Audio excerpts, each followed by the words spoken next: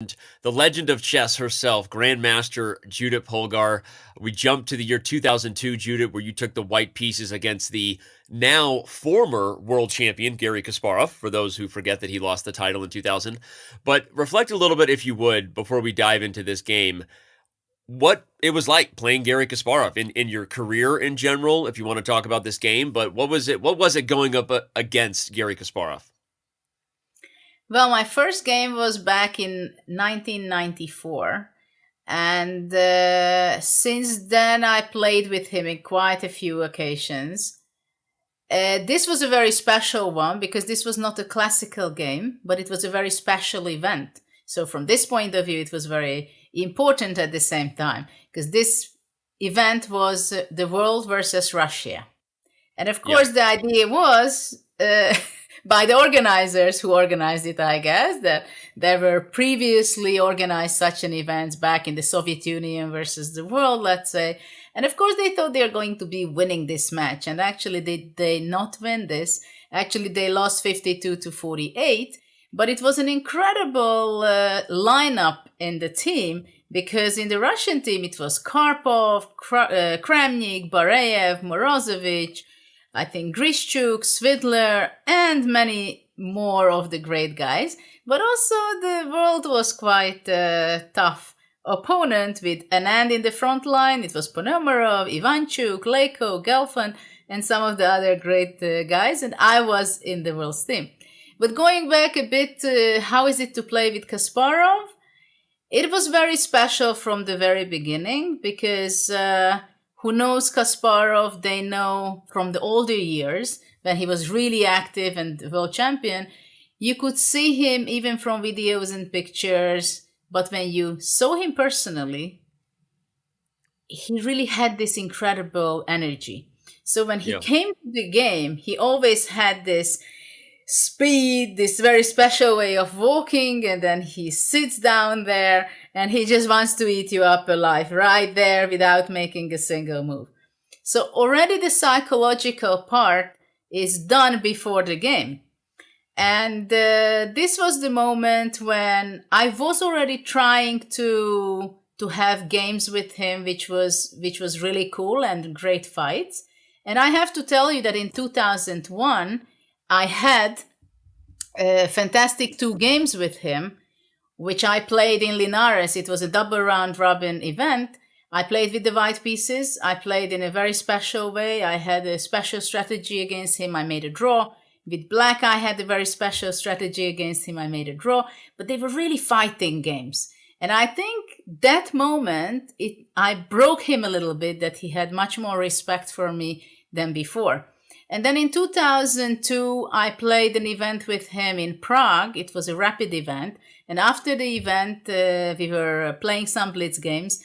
And already there, he was playing the opening, which I will show you the game in 2002 in this very special event. So he's, of course, a very, very interesting personality. He was never hiding his ideas, his thoughts, whatever it is, but his preparation was also always amazing. I think we can say that he brought the completely different attitude, the professional preparation into modern chess when he was really focusing on opening, having preparation, that he has a huge advantage already in the opening. Even if he hadn't, he had the image that he has. Yeah, yeah. And that also helped a lot when he was playing. He definitely put off the image probably too at the boards. Before we dive in, just let me double click a little bit on that question because you talked about Garry's demeanor, his presence, right? The way he entered the room was felt, and everyone who's talked about playing him in that era has talked about the intimidation factor, right? And Garry himself talked about leaning into that a little bit. So from your perspective, being the greatest woman chess player of all time, the only one to ever break into the top 10, and to have regular battles against arguably the most intimidating, guy chess player of all time, right? Was for you, did you ever feel like a special challenge to kind of get up for those games and just really bring your own level of presence to the board? Or how did you deal with that kind of physical factor they're facing off with Garry? But this was the biggest challenge, to come to the board and really give the maximum you have. Because Yeah. this was the problem, I think, not only in my case, but also I've seen with other players, that simply myself, I was in many of the games when I played against him, I just couldn't give out my strengths. I just started out with a bad opening, let's say, and even after that, I was not fighting enough and well enough.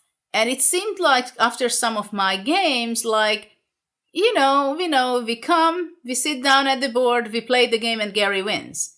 And this is somehow not the way you want to play, right? You want to say that, Yeah. okay, I know that he's a genius, I know that he's a world champion, but who cares? I give the maximum I can, I play sensibly, I make a preparation which I'm happy with the opening, or I try to avoid something where I fall into some home preparation, and then just look at the position, play the game, not the guy. And this was something very difficult for me to get over, this psychological part when I was playing against him. Got it. Well, thank you for sharing that, and you definitely got over it in this game. So let's dive into this this victory with White. Spoiler alert, but take us through.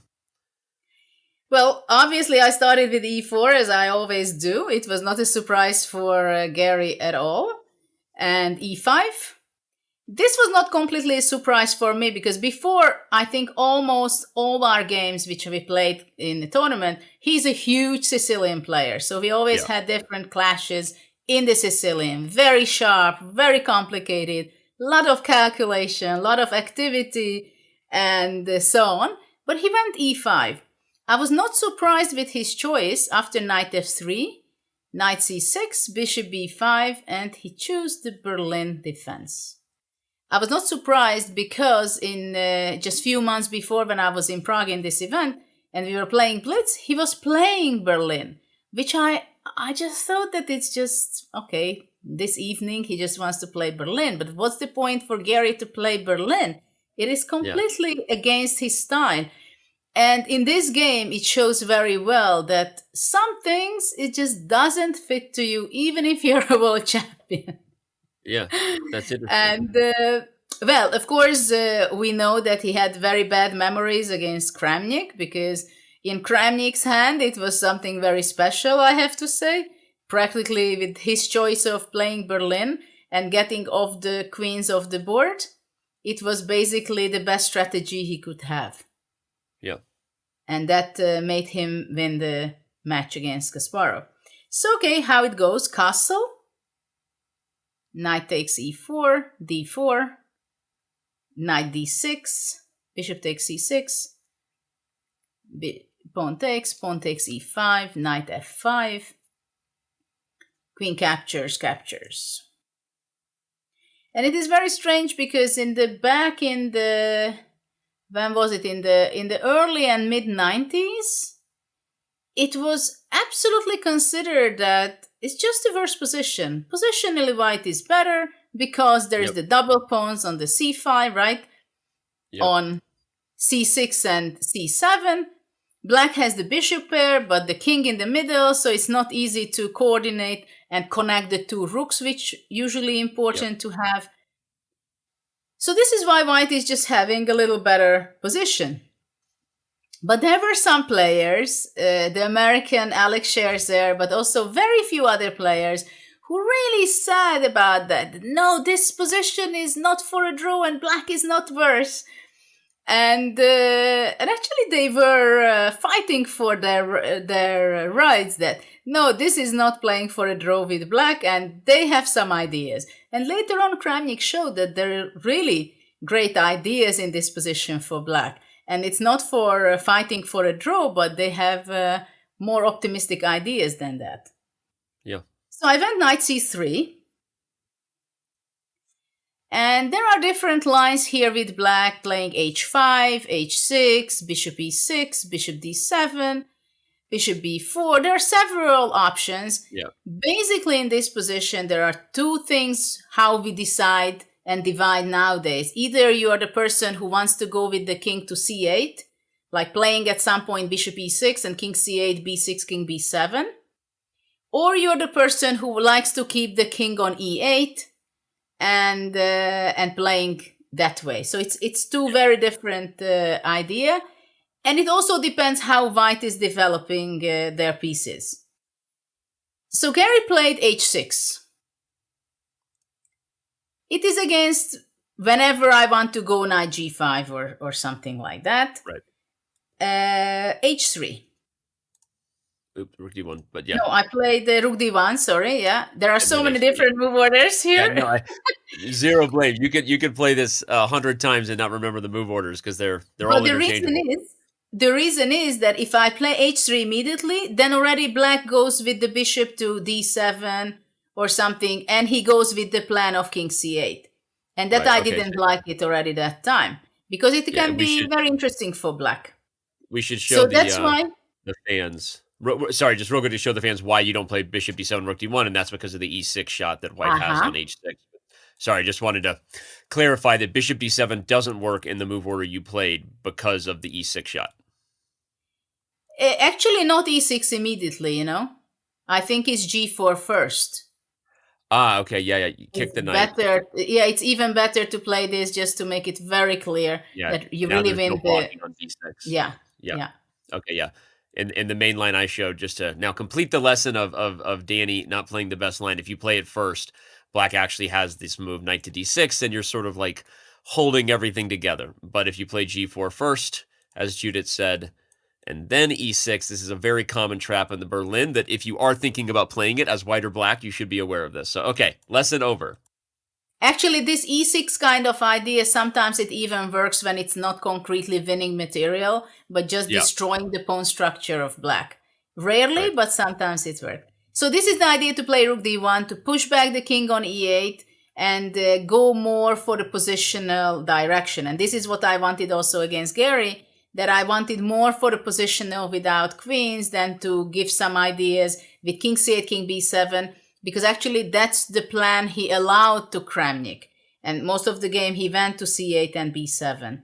Right. Just to show that again, h3, bishop d7 here. Now black is getting king c8 and completing this sort of slow plan. Later on bishop e6, b6, king b7, and so on. Yep. Great. Okay. So I went rook d1 check just to make sure that he is not going to c8, king e8, h3. And now Garry went bishop e7, interestingly. Bishop e6, I think, I prefer with black bishop e6, and with the idea that later on you want to put your bishop on b4 and somehow eliminate the c3 knight, and sometimes once the knight goes away, bishop d5 centralizing can be there. So bishop e7, the idea of bishop e7 that after g4, whenever I'm playing it, knight h4 is possible. But that means that probably the knights will be eliminated from the board. So it's again, we are moving on to a more simplifying position.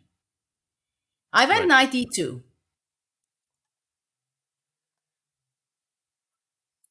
I went knight e2. Is this a nice idea if I'm just like continuing to show the... You talked about move orders. It's kind of the advanced footwork of top heavyweight fighting chess players, right? The idea is white has this knight e2 maneuver without bishop e6 because you're not dealing with bishop d5 in these lines, right? So you sort of take advantage to quickly maybe maneuver the knight. Is that part of the move order difference too?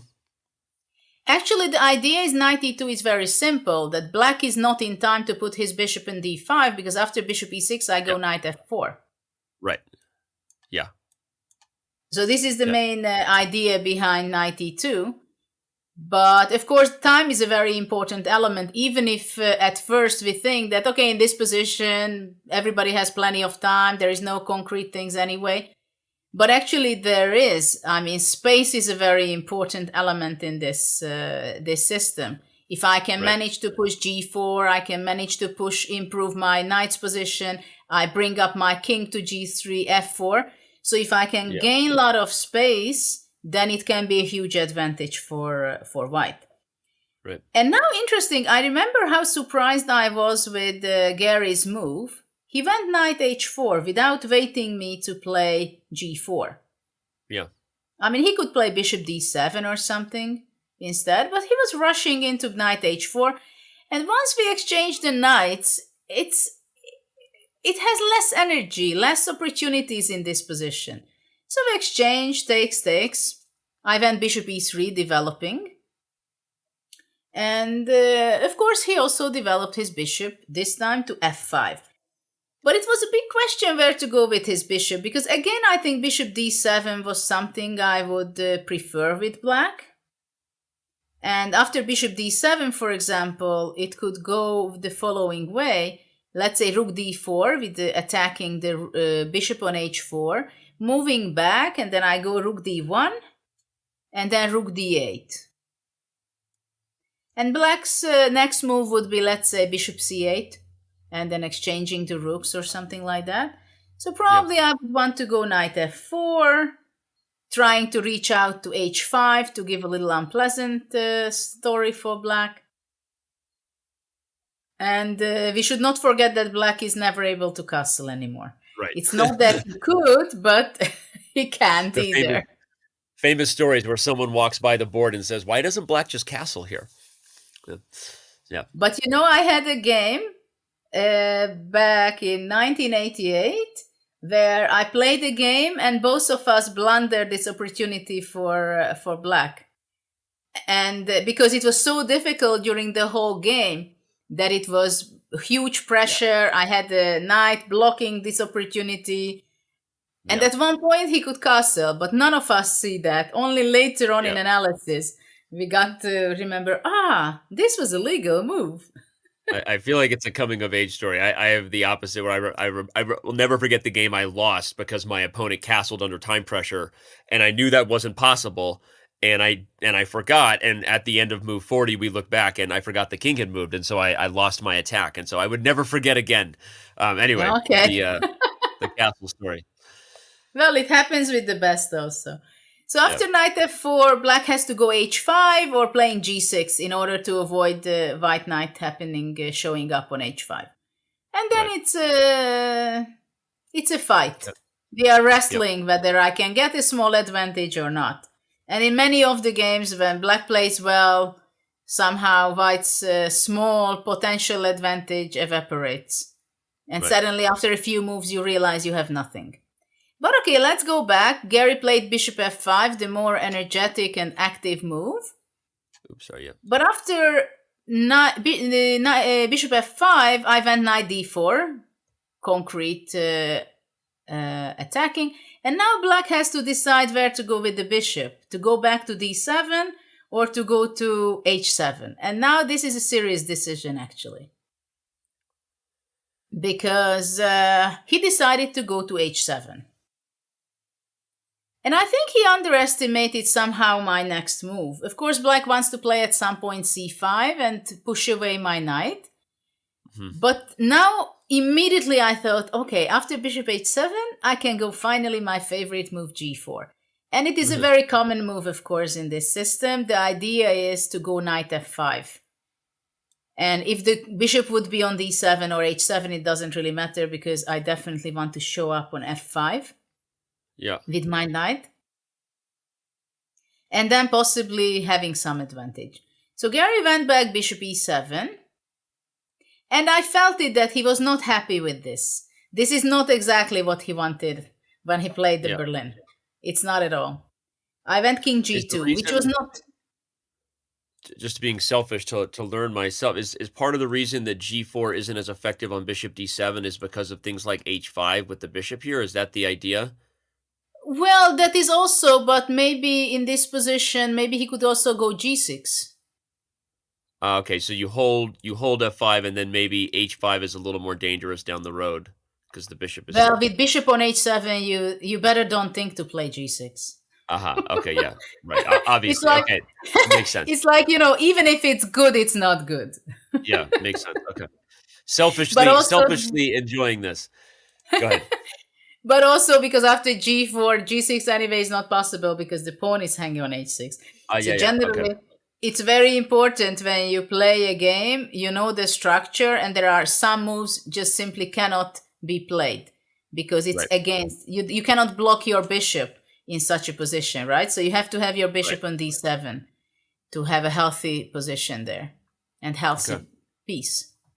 So after g4, This is fascinating, even though, I mean, I know I'm selfishly wanting the lesson, but I think, like, even for Garry Kasparov, right, like, putting the bishop on h7, as you said, is a mistake for a number of these little reasons, right? It blocks the rook, which guards h6. It's not on the right diagonal. You can't play g6 anymore. So this is sort of like a Garry Kasparov idea, because he wants to be more active and have the bishop on an aggressive diagonal, but it's actually the wrong style for the Berlin position, right? Well, it's very difficult, when you play a position which you have to be very slow, you have to be very patient, you have Right. to think in long term, you have to be very strategical, and you're a character that you just want to do it. You want to Right. speed things up. You want Yeah. action. And in this Right. position, I mean, action is the last thing you're gonna have. Right. So this is why I it love was it. really funny that I'm playing against Garry. We are both considered extremely tactical people, right? Active players, taking initiative. And then we are playing this position. I Right. mean, somehow you would think that people are sitting on the wrong board. Yeah. And it was clear that he was not happy with his position. I was very happy because I was calm. I said, okay, I'm slightly better. It's either I can convert it or not. But it was very clear that he was not happy with his position at all. Yeah. And now I played a move which was not the best. I played Okay. King G2 because I thought, how can I go wrong with King G2? I just want to improve my position. Why should I rush? And even in such a positions, you have to be sharp and play very accurately. Actually, knight f5 was the best at this point. Because the reason is that after knight f5, I'm forcing basically black either to go back with the bishop to f8, which means that obviously there is no argument that knight f5 was the best move. And if black goes instead of bishop f8, bishop f5, gf5, then I reach a position where I can play king g2 and go king f3, king e4, for example, just simply in the next phase of this game. While after king g2, there was an opportunity for black to relieve from this very passive position. And actually, this is a very interesting moment. Because in this position, if black has this idea, which I'm going to reveal just in a second, then king g2 is a generally very good move just to improve, because of course the king is an attacker in the endgame, right? So king g2 and playing king g3 and only later on knight f5, it's very sensible, it's the most logical. But black has a very nice concrete idea to play h5. And it's good because actually I'm sorry, he went h5, but he had to go bishop c5. Sorry, this is why I had to go knight f5. Because bishop c5, and he's trying to eliminate the knight, and the different color bishop usually is not leading much for white. So bishop c5 was the move which would have been good, because in this position, if I go knight f5, then bishop takes f5, g takes f5, bishop e3, f takes e3, and well, king e7 is possible also, but probably rook d8 immediately is even better to simplify. And it's very difficult to go forward and improve this position, even though I would still rather play it from the white side. But bishop c5 was really the move which had to be played, and then probably c4 I have to go. But this gave Garry a chance to relieve. But after king g2, he went h5. And I think he thought that he has a relief here, but I went knight f5, of course. Not taking a pawn like h5, that's not the way to do it. So knight f5, finally, I was very happy with. And in this position, the problem is for black, if let's take h takes g4, takes bishop f5, takes rook h5, and you would think that, oh, what a pity for white, it doesn't work. And I think this is what probably Garry missed. I mean, after all, this is a rapid game. Please don't forget that. Right. But now rook h1. The H file. And I take the H file because rook f5 is not possible to check, and bishop c5, pinning the bishop. Wow. Okay. So this is the bad news for black, and this is why it was so difficult for black. And after rook h1, if black captures, then white captures back. And white just has a great position. King to e4. Yes, I agree completely with that. But instead of rook h5, black should be playing f6. And after forcing me playing e6, black can go bishop d6 and somehow try to get a fortress. Fortress, yeah. It's very difficult to break. I'm better, of course. I'm better. I will play c4, c5, rook h1, king f3. But still, and I fully understand why Garry did not like this. Yeah. I mean, black is trying to save. It's a very difficult position for black still. So he did not take on f5. He went to make a move which I'm sure he was very, very unhappy and frustrated. He went bishop f8. I mean, you don't like to go passive this way, right? Yeah. And now I continued with a good move. I went king f3. And my idea is very simple. I want to strengthen my position, improve my position. I mean, of course, I'm waiting to play g6, which I would love to see, having his bishop on h7, creating an extra pawn after g6 on h7. Yeah. But it's not so easy. So it was very difficult already to play with black for Garry. He went bishop g6. f6 was something to be considered, actually, to somehow break out instead of bishop g6. f6, e takes f6. If e6, I think bishop g8 can be done. Ah, and the pawn is... Got it. Pawn has wandered too far. So e takes f, bishop f5, or h takes g4 first, open up the line. Instead of gf6. Okay. Taking on g4, taking bishop f5, takes and gf6. Yeah. Wow. Okay. Not so fast. Not so fast. Ah, okay. Yeah. So this was a chance for black to simplify and try to hold. Yeah, I mean, I would still play bishop f4 and it's unpleasant, but I think it was still better. Okay. It was still better because, but of course it's an awful choice what Garry had, to go for this or to go for other kind of worse position. So it is like, it's like not him.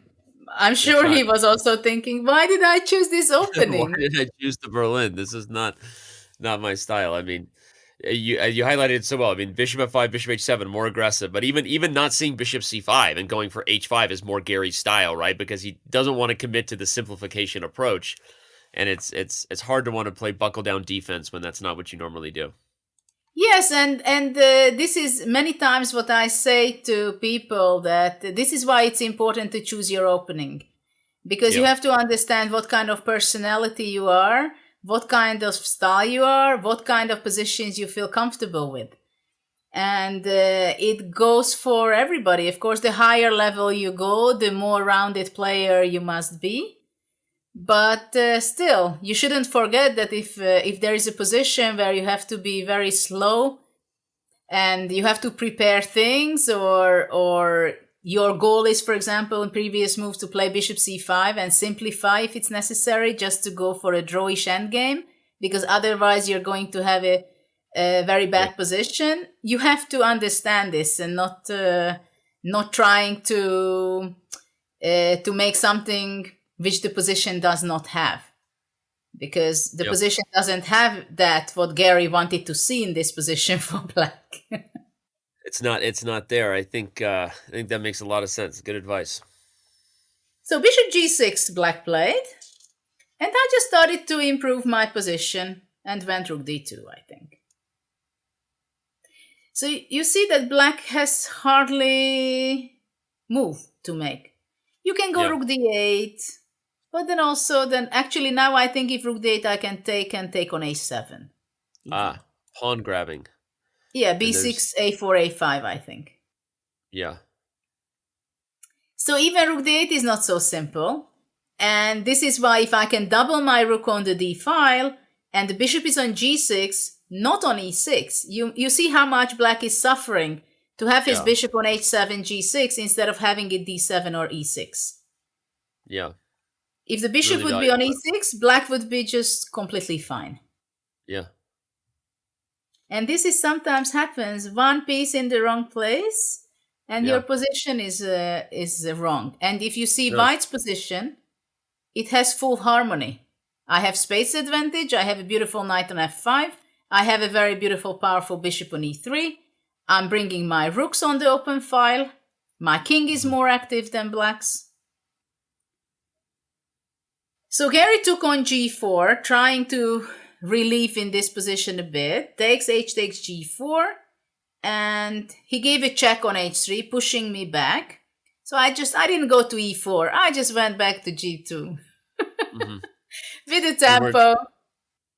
No, because I wanted, for me, it was more important to push him back with the rook from h3 and to double my rook. So I was focusing on that very much. Got it. So I went back to g2, rook h7. And now, of course, rook d1. No, actually, I didn't play rook d1. I played king g3. And now I'm wondering, yes, because that's the reason he went rook h3, rook h7, because I cannot go rook d1, because takes on f5 and rook h5 already.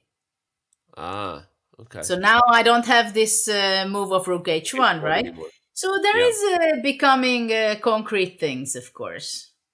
So I went king g3,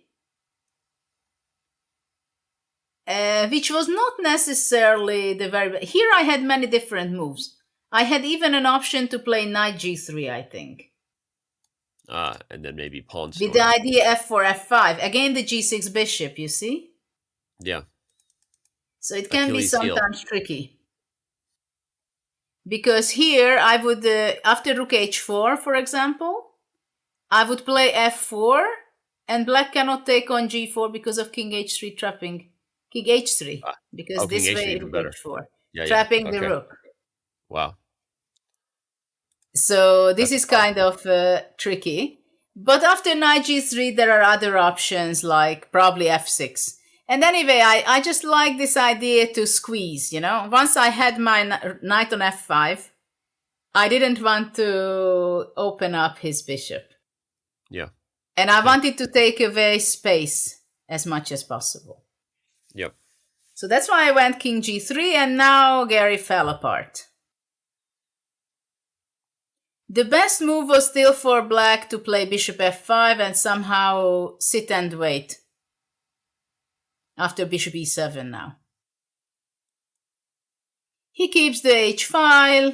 Rook d8 is possible later on. It's not fun for black. Don't misunderstand me. It's not fun, but it's not so easy to convert it with white. But Garry wanted to break out, couldn't stand this cage anymore, and went f6. Again, it all comes back to what you said, the choice of Berlin by Garry, shocking himself, I guess, in hindsight. f6. And... Well, it was not a good day for him. Bishop f4 was a powerful move, actually. Because now, with the very good circumstances, seeing the king is in the center on e8, with opening up with f6, it's everything is gone. After f takes e5, no, actually he took on bishop f5 first. Oops, mouse slip. Not that. Not g5. No, f takes e5, and even after here I made a very precise move, and it's very important that you play with your own all of your pieces and play rook e1. And now you can see how harmonious white's position is. The two rooks, the bishop, the king is already pretty active. Yep. And basically here, it's already very, very, very bad for black.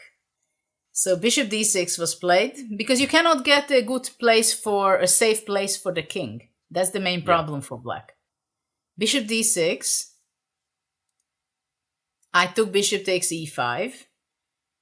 So now there is no way, you cannot do it. Bishop takes e5, then rook takes e5, king f7, rook d7. Yep. So it's gone. And so that's why king d7 was played. And now again, I could make a very powerful idea playing c4. Threatening c5, black played c5, because if b6, then I would just go b4. Yeah. I would push my idea to take advantage of the pin. Anyway, I won that. So he went c5. Now already I took on d6, and I went rook e6. And I think this point, Garry also understood what will be the final result of this game. Yeah. The writing was on the Berlin Wall. Yeah, he went rook h8 from a8.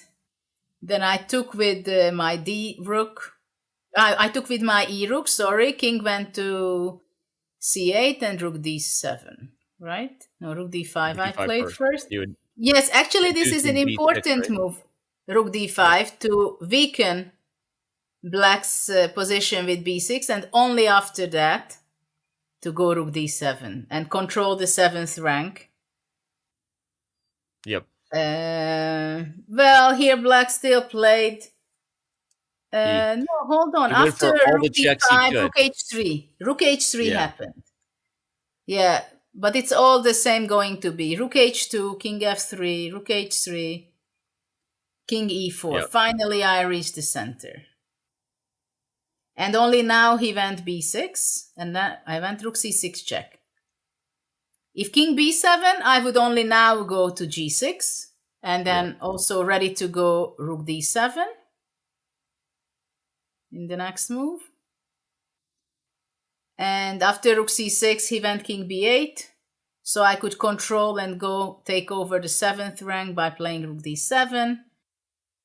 Well, of course, it's very hopeless for black, but to resign, it's very hard. He played a few more moves, yeah.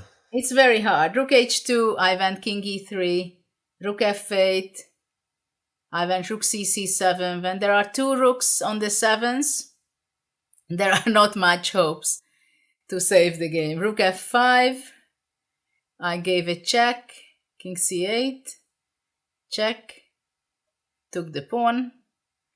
He still went king c8, and I went rook a7, and because after king b8, I would go rook a to f7. Force the simplification, and with it, the game. Wow, that was, I know that wasn't the most Judit Polgar, Garry Kasparov fashion game, but how did that feel afterward, right? Not just having beaten, the greatest player of all time, but also the victory for Team World. What was the post-game dynamic? Oh, it was amazing, because actually this was during the event. Every day we had 3 games to be played, and Yasser Seirawan was our captain. And his strategy was that against Garry, he always wanted to have a player who was resting the whole day, did not play the first 2 games, but played only the final game. And I did not play well in this event. And Yasser asked me the night before, well, what do you think, Judit? Are you taking white against Garry? And of course, I was very happy to get another chance. And after the game, Yasser was there, and he was so proud, and I was so happy. And of course, the press conference, people were talking about it, that how fantastic game, victory, what does it mean for future of chess? And of course, people started to go exaggerating things. But the most important was from sportive point of view, that practically with this game, I knocked out Kasparov. And the team of Russia, they were collapsing kind of the pressure, the media, what was all around this after this game. So from this point of view, I scored a very important point for the team. And it was your first victory over Kasparov. So do I have to ask, was this your favorite memory with Garry, or do you have another favorite memory with Garry in your career with him other than beating him here? This was very special because it was a milestone in my career, and for something I was fighting for so long. At the same time, from professional perspective, it was not as important at all as a classical game, which I mentioned already previously when I played in 2001 in Linares. Those two games were much more important in my career. And I felt also that those two games broke the barrier, what Garry was thinking about my chess and generally about women, you know. After those two games, he understood that he was in danger at some moment. And he felt that I do belong to the top 10 when I was there. So that was a much more important step in my professional career for myself. For the world, I understand victory is a victory, and two draws will never compete, whatever the game it will be. But of course, this is also something very warm in my heart. But still, those fighting games in Linares, it was, I think, the most crucial games which I played against Kasparov. And after that, I got an invitation from Garry to have a training camp with him, which was also the proof of that he looked at my chess as something worth a little bit considering and even discovering. It's amazing. Do you think, having gotten over the hump and beating Garry and overcoming the experience of playing, as we talked about, such an intimidating opponent, do you have any advice for young players? We'll continue on the theme of how do you manage yourself if, let's say, you don't have a good record against someone and they've beaten you and you've struggled with those practical kind of factors like them being intimidating? What would be your advice overall in terms of how you stayed the course and ultimately got over the hump to beat Garry? I think generally it's very important, if you play regularly with someone and you have a bad score, the next game, just go for a draw. Don't be embarrassed. This is what I had actually against Anand. He was just beating me in a row in few games for several years. And then there was a point I said, you know what? We play interesting games, but the final result I don't like. And then I just went for a very simple, simplifying 15-move draw, exchanging everything. So stop what you had that you lose against that person or you have a bad feeling. So make a draw first of all, and after that push a restart button, which means that you make your preparation, you're focusing on exactly on the game and not against the opponent. Forget about the previous games. Of course, it is easier said than done, but still you have to force yourself to do it, and then there is a good chance that you can turn over and things can go in a better way. Great advice. And as we saw, and as you highlighted, maybe the two draws against Garry in 2001 set up this victory in 2002, right? So a draw can be the start of turning things around against a particular opponent, right? Yes, absolutely. It's great. Well, amazing stuff. We continue on this ride. Judit Polgar is moving on to 2003 with a battle against another former world champion, Anatoly Karpov, in our next video. So stay tuned, chess fans, and we will see you there.